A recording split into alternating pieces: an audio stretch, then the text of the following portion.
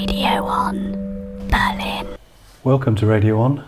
Here we are in the Cardiology unit at Vivantes Friedrichshain, and I'm here with Nikolas Schreck, who's come to visit me here in the hospital after catching some kind of extreme kind of pneumonia about over a week ago, and green ooze even at this moment is coming out of my lungs and etc. I'm out of ICU now, so Nikolas, thank you for coming in. My pleasure, and this is the first interview I've ever done in the cardiology department of a hospital, so it is a new challenge and experience, but I think obviously considering where we are, maybe the first topic we should discuss is how, from an initiatory point of view, metaphysical point of view, one should approach illness and maladies and sickness in general. And one of the main teachings of Tantric Buddhism, as you know, is that every experience that we have is useful fuel for the path of initiation. There is no, even though illness is painful and difficult and a challenge to our physical being, it is a useful initiatory experience. We can take it on the path. There's a phrase in Tantric Buddhism to take all experience on the path without distinguishing that this is a good experience or a bad one.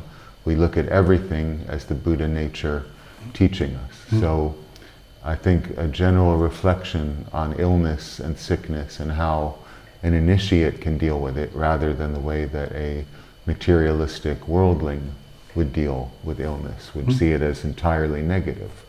So maybe the first thing to mention is that illness is very important to the very earliest teaching of the Buddha Shakyamuni, because when he was a noble prince and a pampered, spoiled, protected young man in the court of his father in what is now Nepal, he was kept enclosed in his palace so he would not see the misery and unhappiness in the outer world, because there had been a prophecy when he was born that he will either be a Chakravartin, which is a world leader, a world conqueror like Alexander the Great or Genghis Khan, or he will be the enlightened one. And his father, the king, wanted him to be a powerful worldly leader, not a spiritual advanced being. So he kept him protected from the real world in the palace gates. And one day his valet or his assistant took the young Prince Gautama outside of the palace, and the Buddha, not yet the Buddha, he was still a worldly prince, saw a sick person. He had never seen a sick person. He saw a corpse, and he saw an old person, and he had never seen these three things. So that later became part of his teaching, that where no matter how happy we are, no matter how fortunate we are, no matter how lucky we are in our life, we are all going in the same direction. We are all going to experience old age, sickness, and death. Some of us may not experience old age, but one way or the other, we are going to experience sickness and death. And what the Buddha taught is that we all have a gigantic defense mechanism. We pretend we're always going to be healthy, we're always going to have strength, we're always going to have abundant choices, but as we move through life, from the moment of birth, we are dying. From the moment we are born, we come out of the womb, we're headed to the tomb. And we need to be very aware of that. And that's not a bad thing or a morbid thing. It's a fact that helps us focus what should we do with our time on earth. So the second thing about illness, how a rational or worldly, logical, supposedly logical person would wonder, could illness be useful for initiation? Well, it is a teacher. One, it teaches us one of the main points of reality, impermanence. That we can have health one day, we can feel great, we can be vital, we can be in the midst of doing everything we want to do, and suddenly the carpet can be pulled out from under us and we are weakened and we have no choices. Our choices are narrowed, and we are suddenly illness has come. And then we realize how fragile our physical vessel is. Then we realize how vulnerable we are, how impermanent our life is, how quickly health can become sickness. So that's a very valuable lesson. And I think a lot of people who have been through a major chronic illness or medical emergency cherish and honor their life more, because they realize how quickly everything can change. So illness is a valuable teacher. It shows us impermanence. It shows us, secondly, we cannot count on this samsaric world, the phenomenal world, to be reliable, because our bodies are unreliable. Everything here in this physical world, in this material world, cannot be counted on. It's just a passing dream. So it's very valuable to see, one day you had all your plans, you were doing this, that, and the other, you know, tomorrow I'm going to do this, and no, weeks later, here you are in the hospital. It's a wake-up call, and and maybe your misfortune, to people who are listening, can think about this, and something can be gained from your misfortune, or whenever we are sick, they can think, well, that could happen to me. So the third part, take care of yourself. Take your health seriously. Your body is fragile. A lot of people in capitalist, overworked, burnt out culture that we live in do not take care of their body. And that too is a very important part of the Buddhist path.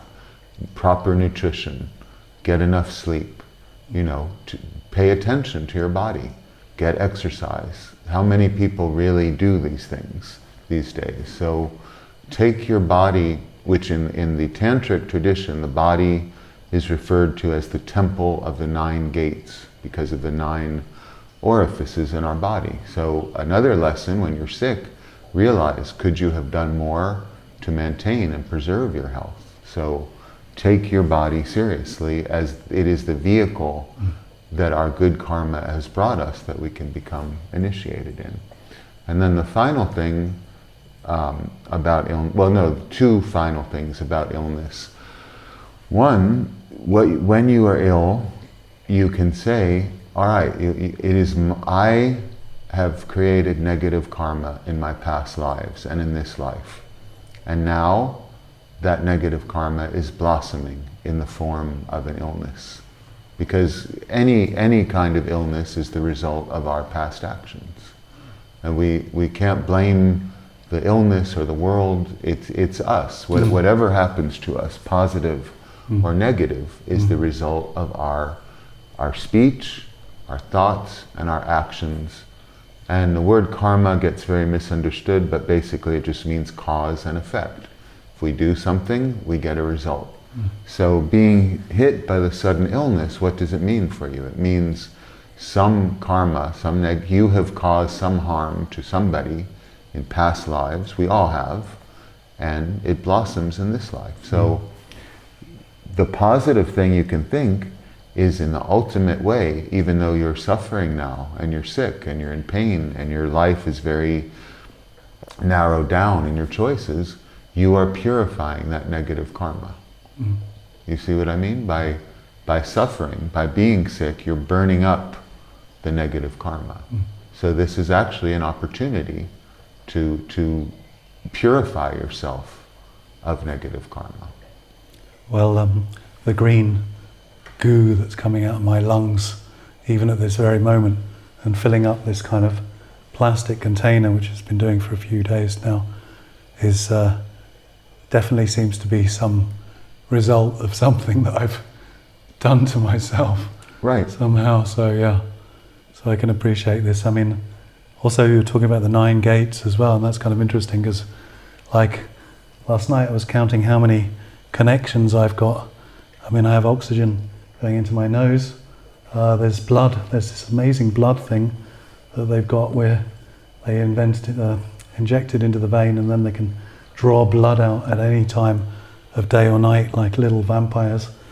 And then there's an IV going in where the saline solutions and antibiotics and stuff go in, that goes going into the straight into the body, and then there's a heartbeat thing, and then of course because I was in the lung ward before, and now I'm in the cardiology unit, so everything's being monitored all the time.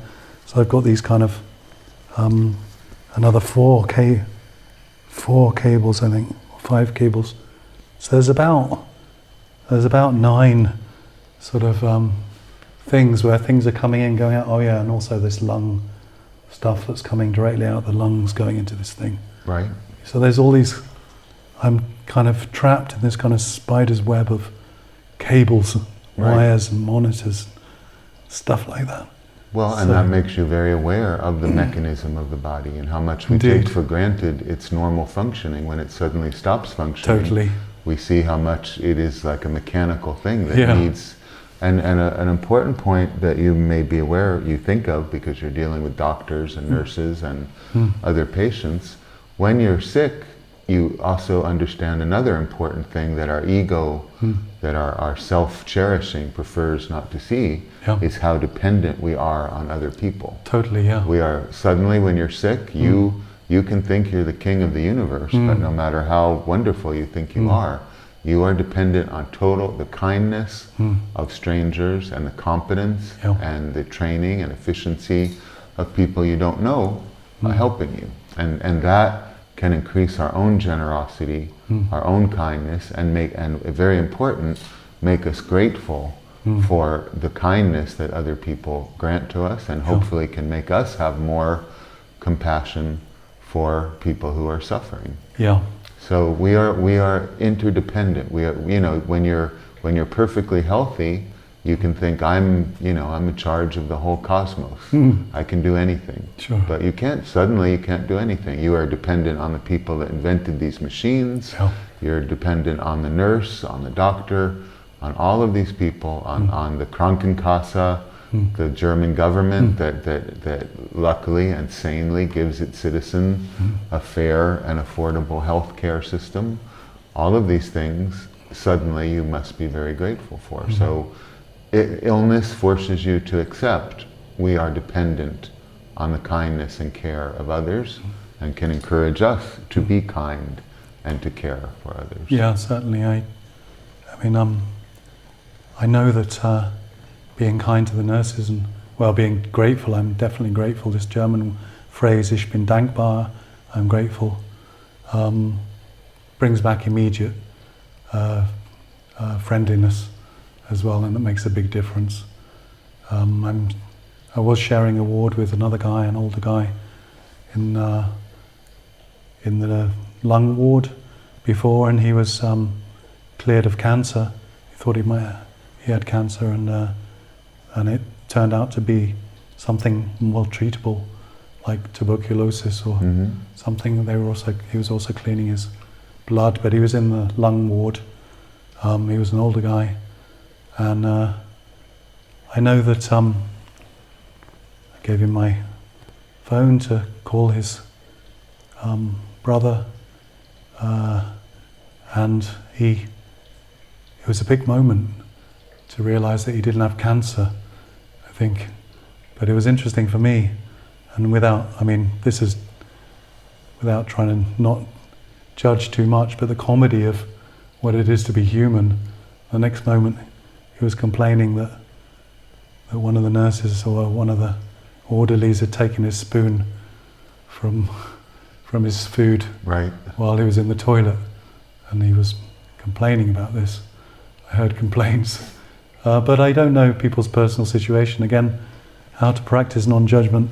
But there's a lot of irony and paradoxes of the human condition. No, medicine and illness is a black comedy. So what we see, the humor certainly of the pomp and how seriously people take each other. Yeah, sure, and the levels of importance. One moment, this person was cleared of cancer, life-changing sort of thing, and which a dear friend of mine died recently, and I was with him while he died in the hospital, again talking about all these recent sort of things that have been happening. I was with him all night and listening to his breathing all night, and was with him and a witness to his last breath, and then going back to this patient before that yeah, we as humans, we can be eternally thankful, but then in the next moment, that our spoon is missing. Exactly. You know, and who did it? Right. You know, No, where did it go? That's a very valuable lesson, is our priorities. We have been given the gift of that we are allowed to live, and then within minutes we're grumbling and whining and complaining. Exactly. And we are never grateful enough for what we have. So, and I think people who have suffered an illness realize they have a better capacity to be grateful for all the things we take for granted. So I hope that people listening, you may be healthy now, but tomorrow morning illness may strike you. So be very grateful for the moments of health and strength and happiness that you have, because they will not last forever.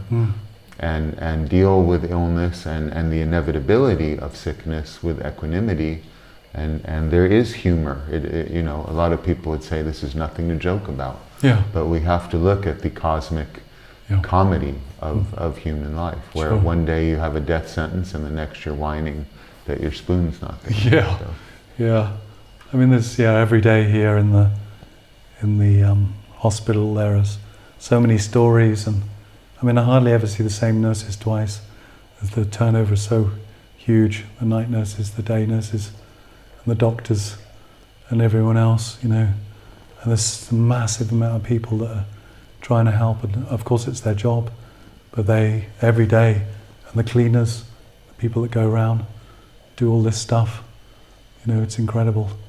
But yeah, and also like Zelensky was here in Berlin recently, and I was watching it on the TV because the other guy loved to watch TV all the time, which is not my kind of thing. And there were military helicopters going over and things, and just imagining what it's like to live in a war zone and not knowing what's going to happen the next moment. You know, Right. I always remember a friend of mine saying that, you know, that you feel more alive than ever before, in a sense. In war. To be in a war zone, Yeah. for example, to be grateful, Right. you know, that you're living the next moment. Well, my father was a military officer in the Navy, and most of my relatives were every male relative on maternal and paternal side were in the Army, Navy, Marines, military intelligence, Defense Department. And all of them appreciated life. They all went through combat in World War II, in Korea, Vietnam, everywhere. And they all appreciated every moment of life and always made it clear, after you've been through that experience, you're grateful for every second of your existence. So, and this is one reason why unfortunately people are attracted to war. It is an adventure.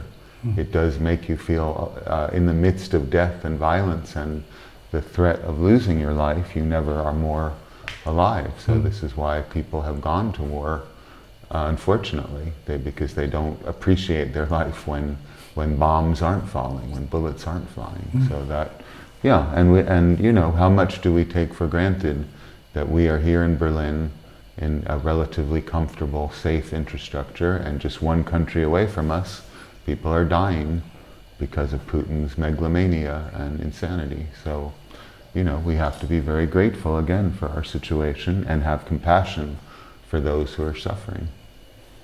So, well, one thing I wanted to add, surely there are people out there listening who are also ill right now, or their relatives or loved ones or friends, husbands, wives are ill, and I know many people who are suffering from various ailments. So I think for you and for those people, we can conclude our discussion about metaphysics and medicine and how to deal with it in an initiatory manner. I will do a prayer, the Medicine Buddha prayer, which the Medicine Buddha was a human meditator, an ordinary human being who became enlightened, and when he became enlightened, he made it his aspiration, which a fully enlightened bodhisattva can have an aspiration that their liberation will lead to the liberation of other beings who are suffering. And his was, whenever you look at the image of the Medicine Buddha or hear his mantra, you will get the treatment you need one way or the other. You will get the proper treatment you need. If you are mortally ill, you will be given the peace and tranquility to deal with death, and that it will be, as much as possible, a peaceful passage. But one way or the other, so this Medicine Buddha prayer, which is very, very ancient and in all Buddhist traditions, is for not only the physical health of the being, but also assures the spiritual well-being, and that the person who is undergoing illness or sickness will, through that experience, that their karma will be purified and that they will be led to liberation. And let's say if there are people out there who are suffering from something and don't know what's wrong with them, this prayer also, if they listen to it and if they repeat it, if they look up the Medicine Buddha prayer or listen to the words I'm saying and repeat them phonetically, the Medicine Buddha blessing will help you find a diagnosis or a prognosis or a cure, or at least a palliative to make your life easier.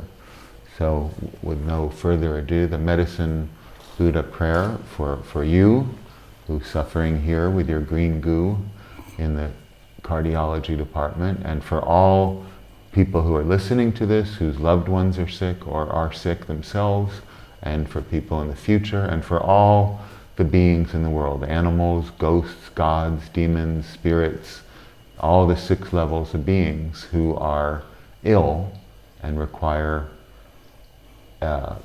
healthiness to return to them. I am doing this prayer, the Medicine Buddha prayer.